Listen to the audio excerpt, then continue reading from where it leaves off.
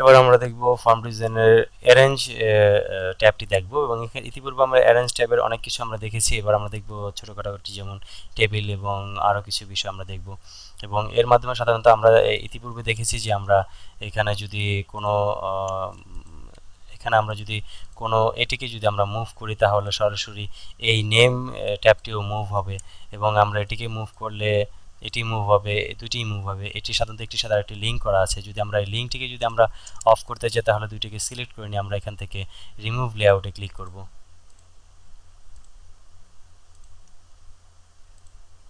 আমরা এখান থেকে ট্যাবুলার আমরা সিলেক্ট করলে আমরা দেখতে পাচ্ছি যে একটির সাথে আরেকটি লিঙ্ক হয়ে গেছে, এবং আমরা এটিকে চাইলে রিমুভ লেআউট অর্থাৎ রিমুভ করে নিতে পারবো লেআউটগুলোকে, এবং এইগুলোকে তখন রিমুভ করার সাথে সাথে আমরা এগুলোকে ড্রাগ করে ইন্ডিভিজুয়ালি আমরা চেঞ্জ করে নিতে পারবো।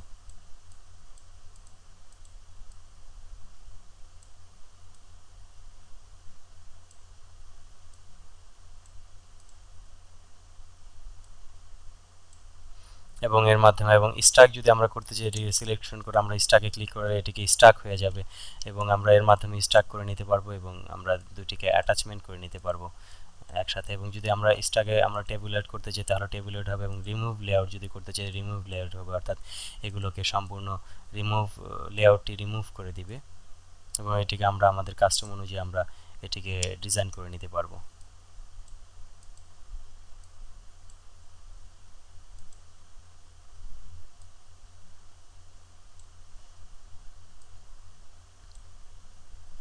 এর মাধ্যমে আমরা এগুলোকে আমরা এই অ্যারেঞ্জের মাধ্যমে আমরা এগুলোকে অ্যারেঞ্জ করে নিতে পারবো। এবং ইতিপূর্বে দেখেছি আমরা spacing, align, bring to front ইত্যাদির মাধ্যমে আমরা কীভাবে এগুলো নির্বাচন করতে পারি, এবং ইনসার্ট বেলোর মাধ্যমে আমরা সরাসরি নতুন একটি গ্রিড লাইন ইনসার্ট করতে পারি, এবং ইনসার্ট রাইট, ইনসার্ট লেফটের মাধ্যমে আমরা ইনসার্ট করতে পারি, ইনসার্ট অ্যাবভের মাধ্যমে আমরা নতুন একটি স্পেসিং ইনসার্ট করে নিতে পারি, রো এবং কলাম ইনসার্ট করে নিতে পারি এর মাধ্যমে।